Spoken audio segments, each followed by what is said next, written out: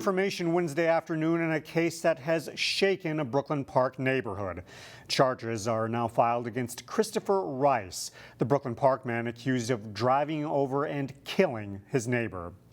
As CCX News reported Tuesday, neighbors had raised plenty of concerns about Rice before Saturday's incident. 67-year-old Paul Pfeiffer was fatally struck walking to get the mail. Police say Rice drove his SUV up on the sidewalk when Pfeiffer was hit. Pfeiffer's family says the suspect nearly struck Pfeiffer once before, driving too fast in the neighborhood. Rice is charged with intentional second-degree murder. According to the criminal complaint, Rice admitted to his actions and that, quote, voices in his head told him to do it. Court documents show Rice has history of mental illness with at least 6 police calls to his home. One day before Pfeiffer's death, Rice was recommended for civil commitment to receive treatment at HCMC. Rice remains in the Hennepin County Jail and is scheduled to appear in court on Thursday. Our recent hot weather is causing issues at local lakes that officials don't typically see until later in the summer. Reporter Sonia Goen shows us what they're dealing with at Medicine Lake in Plymouth.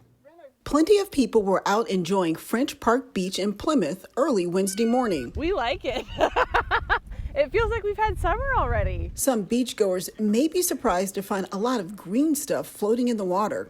When the temperatures rise, so do the algae blooms, which causes the water to turn green. Since a lot of the lakes in the metro have a lot of phosphorus already, when you get these warmer temperatures, those are conditions that are optimal for algae growth. Brian Vlock is the senior manager of water resources. He says the algae is harmless, and some people don't seem to mind it. We shower when we get home, we rinse off, we use those little rinse things. We haven't seen any problems. The Three Rivers Park District closed French Park Beach last Wednesday for 24 hours after beachgoers complained about swimmer's itch. The condition is caused by a microscopic parasite that tries to burrow into the skin when it comes in contact with the swimmer. When we close the beach, we wind up treating the swimming area with copper sulfate. Copper sulfate kills the parasite. Now, if you want to avoid getting swimmer's itch, experts recommend not swimming near vegetation where parasites like to latch onto and hide out. Officials are also seeing an increase of E. coli levels at some of the beaches due to the rise in temps. They would typically see this in the fall. Because of the geese are now, basically moving around. They like to seek residency on our beaches in the evening, and so the geese feces themselves are a source of the E. coli primarily. Officials say the water is safe and the perfect spot to get some relief from the heat. It's a beautiful day, and with the warmer temperatures, it's just a wonderful place to come visit. In Plymouth, Sonia Goins, CCX News. The future of a local organization that promotes travel and tourism to the Northwest Metro is in doubt. Monday night, the Brooklyn Center and Brooklyn Park City Councils voted to withdraw from Minneapolis Northwest Tourism at the end of 2022. It's an organization those cities, along with Maple Grove, have been a part of for several decades. Minneapolis Northwest is funded by a 3% lodging tax on hotel rooms. About half of its budget came from Maple Grove's share of lodging tax revenue.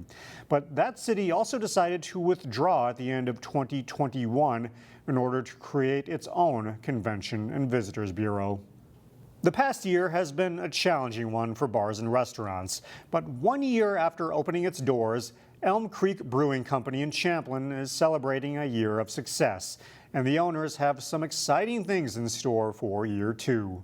We're a new brewery, and we have great beer. I can say that. Within the walls of an old Ruby Tuesday, We're always kind of trying to think outside the box. This old Ruby Tuesdays building has got a lot of good old bones to it. Wade Carlson has helped transform a shuttered property into a community asset. Big response from the community. Carlson lives in Maple Grove and opened Elm Creek Brewing Company with his son Mitch last June. To do it under duress would be a good way of putting it. We didn't plan on a pandemic. You don't plan on these things. Yet that didn't stop customers from coming out to support Champlin's first small craft brewery and tap room. This has been a tremendous year. So many challenges. And we've had so many great people come forward and help us get through this. Thank you very much. It also helps that they sell drinks people enjoy.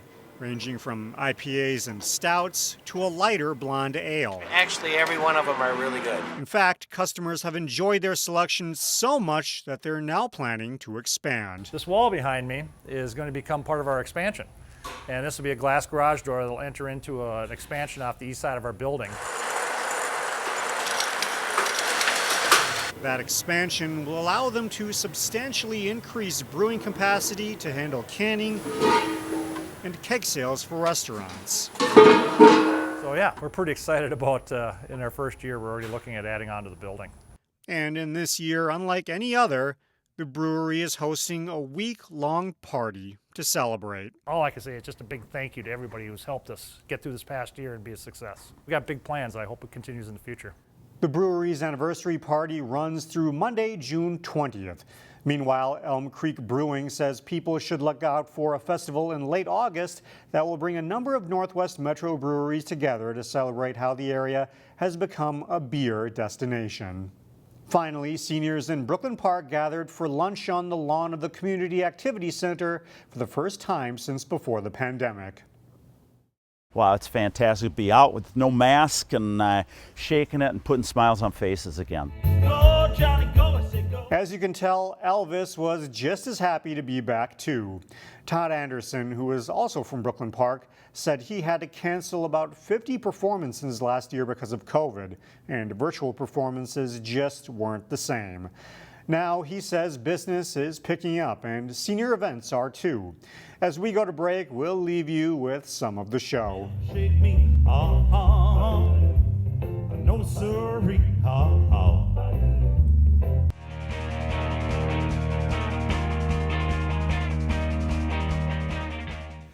The Hopkins Softball team advanced to the state tournament for the first time since 2017.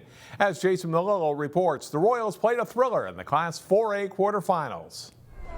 Beautiful morning for softball in North Mankato. Hopkins against Centennial in the state quarterfinals. Bottom second, Centennial's Sid Chiappetta rolls the base hit. Ariana Thomas hustles home. The Cougars would lead 2-1 after 2. Top third, Tori Turgeon's 2-out base hit for Hopkins scores Lauren Granger, and it's 2-all. Bottom fourth, Ella Fiddler's line drive gets over the Hopkins outfielder and to the fence, scoring Brooke Helseth, and it's 3-2 Centennial. Top seventh, Hopkins' Sydney Dose leads off with a shot to the fence and hustles to second for a leadoff double. She'd go to third on a sacrifice fly. Then Turgeon is clutch as she beats out the chopper for an infield single to score Dose, and the Royals tie it at 3. But in the bottom of the seventh, Helen Craig walks it off for the Cougars with a 2-run homer, and Hopkins' season comes to an end. 5-3 Centennial is the final. Jason Malillo, CCX Sports. The Hopkins baseball team also qualified for state. Here's Jay Wilcox with more on the Royals quarterfinal round game. Hopkins making its 10th state baseball tournament appearance as they face first-time entrant Andover in the Class 4A quarterfinals. The first batter of the game, Jake Perry for Hopkins, laces a one-hopper to the fence in center field for a leadoff double, but that's about it for their offense on a surprisingly silent night with the bats for the Royals.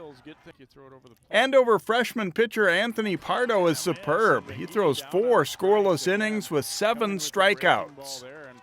Up 2-0 in the second, Carson Waddell of Andover lines a hit to left center field.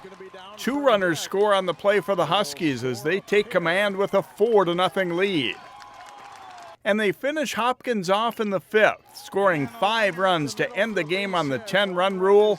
10-0 Andover is the final. Jay Wilcox, CCX Sports.